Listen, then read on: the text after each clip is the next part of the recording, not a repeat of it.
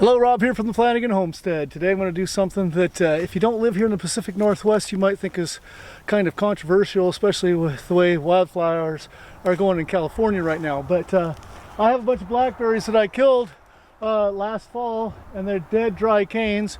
We're in the end of January here. It's been a very wet winter, but for the last 9 days there hasn't been any rain. There's been direct sunlight like this, and so the canes that are off the ground and they're thin, they're dried out. And so I'm going to go ahead and set fire to these. There's a nice breeze running up the hill. You'd say that's a forest fire hazard thing. This isn't Southern California. You cannot start a forest fire here this time of year. You can in the summer. I'm not saying to be careless then, but this is January. And I found enough dry days in a row that I'm going to be able to light these canes on fire, and most of them are going to disappear. And the reason I'm doing this is I have my hobbit house up here, and I'm trying to create a nice area for the hobbit house. So there's a lawn area over there, and this is a little bit more gradual slope, but it was all blackberries. And I'm thinking about clearing this out and maybe putting some fruit trees and some blueberry bushes and maybe some decorative plants in here, so that when people stay in the hobbit house, it will be a nicer setting. So I'm going to slowly push out into the woods and make things more and more manicured. Now there will be some pretty good sized flames at times, not super high, and I'm going to burn right through my young trees here. It won't hurt them. If these were big established trees, the trees wouldn't even notice it at all. But because these are younger trees, I'll show you up here the needles on this tree. When I burnt through here, some of the needles got singed, and they'll probably end up falling off this summer. But then the branches will continue to extend out and grow, and it'll be nice and healthy. So I'm going to go ahead and let it burn. I'm leaving the bottom branches on that one, and it's going to kind of help block the flames as it comes up, and then I'm going to cut off the lower branches anyway, and then these trees will continue to grow healthy, and we'll go from there. On a side note, you know, this is the type of thing, if I burn all this stuff, and I'm going to go do it even in areas like over here where I didn't clear out the canes. I didn't kill the canes, and there's live blackberry bushes. But if I burn this now, the undergrowth, one, the blackberries will still grow fine, which I don't necessarily want. I got blackberries everywhere. But two, if I get all this dead dry cane out right now, then if there is a fire in the summer that would normally run through this and whatnot, all this extra brush and debris is already burnt out, and so there will be less fuel for the fire. So if I burn this out now, when you can't start a forest fire, then in August, September, early October, those danger seasons around here, this extra fuel is gone. By the way, I forgot to mention, I do have a hose right up here and whatnot. I don't intend to use it. Actually, if I do use it, and I've done this before, is the flames are just burning through right through another tree too fast, and if I just missed it, I could slow it down and the flames don't jump up as high, and then it doesn't damage as many needles on the fir tree. Like I said, it won't burn the fir tree, it won't hurt it, other than the needles, some of the needles that are lowest to the ground will get singed. Here's another look at the section I'm trying to clear with fire. I'm going to start it down here. Fire likes to climb uphill anyway. There is a breeze going up this direction as well, so the fire should push up here. I do have a road right here that will act as a fire trail. The fire won't be able to jump this line. If I want to burn some of this, which I do, I'll have to go and start another fire up there. Okay, we're going to try to start with a searing torch. If I can get this going in the breeze up here.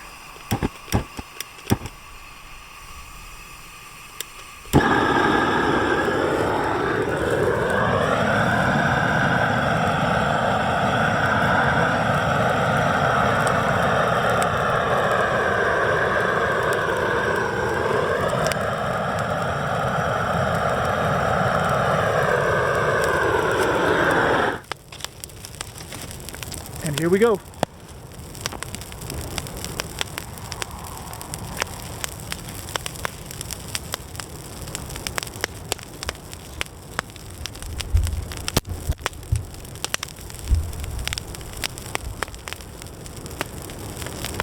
The height that those flames are going right now, if they were right up against the tree, they'll burn off a lot of the needles. So when it gets closer to the trees, I will try to slow it down a little bit.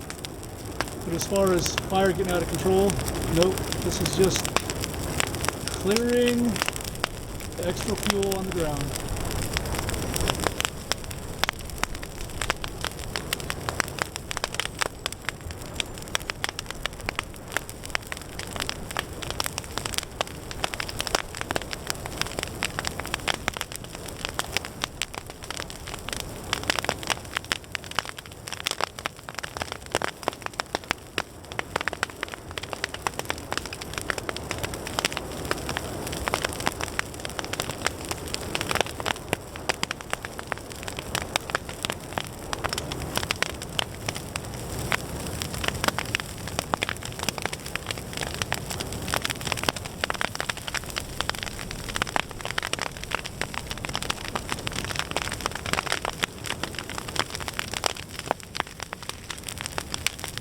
The needles on the tree, I'm going to slow it down just a hair. So I don't know if you can see, I have the hose right now. Ooh, this is hot. This is hot, but to protect the needles of the tree, I'm going to slow the flames down right here.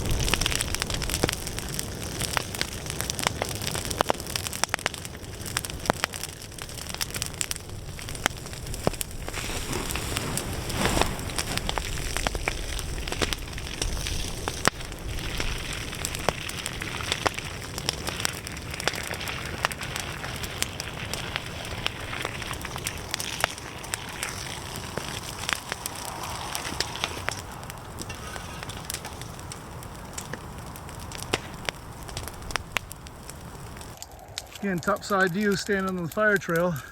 You can see a little black down there where some of the dry leaves were catching and trying to go across. That was easy to take care of. We're slowly burning across. I'm getting a distance from the Hobbit House area now, so I probably will go in and stomp this out in just a little bit. I'll let it crawl a little bit further, but I've got what I needed.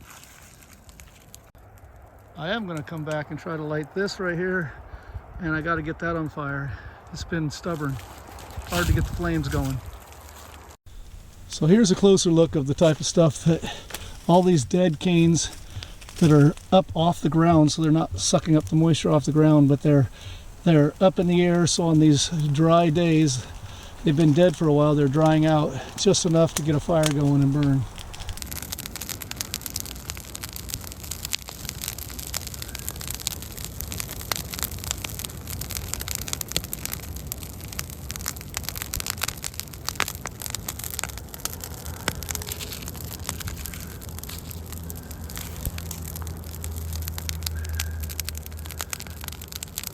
The dormant needles on the fir hopefully won't get damaged by the amount of heat.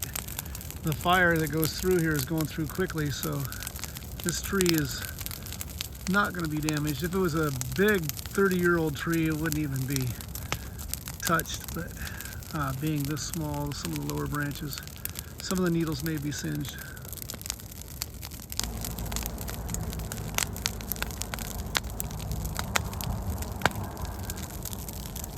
It ran up the hill like all fire likes to do, and also with the wind. But then it's going to get over here to where I have lawn and it can't go anywhere.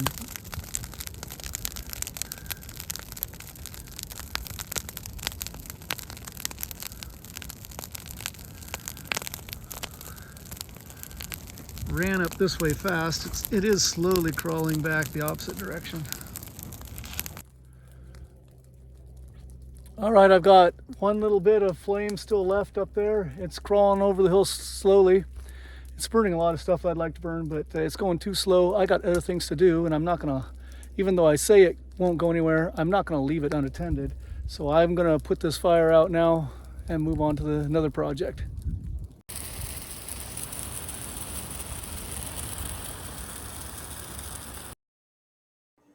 Here's a quick 20-second time lapse of my nearly hour of burn time. Thanks for joining me on the Flanagan Homestead, where Christmas trees are my business, teaching and cleaning horticulture is my job, and outdoor projects are my passion. Hope to see you again soon. Be blessed, everyone.